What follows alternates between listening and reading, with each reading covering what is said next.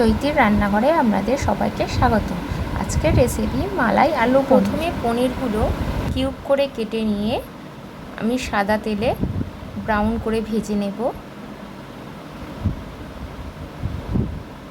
ভাজা হয়ে গেলে আমি এইগুলো তুলে নিয়ে এই যে সাদা তেল আছে এই তেলেতে আমি আলু দিয়ে এটা করার জন্য টমেটো, আদা, লঙ্কা, পোস্ত, চালমগজ আর কিছুটা চীনাবাদাম আমি নিয়ে নিয়েছি। আর পেস্ট করার সময় 3-4টে কিউব পনির দিয়ে দেব।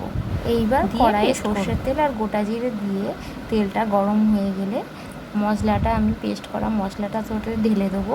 আর একে একে জিরে গুঁড়ো, একটু হিং আর পরিমাণ মতো নুন আর চিনি দিয়ে এটা নেড়ে নেবো। আর একটু কাসুরি মেথি দেবো।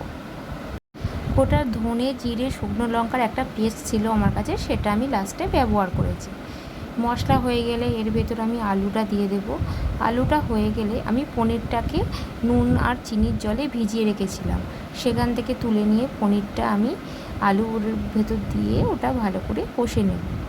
কষানো হয়ে গেলে আমি এতে জল দিইনি, আমি দুধ ফুটিয়ে রেখেছিলাম, দুধটা আমি এর ভেতর দিয়ে দেব।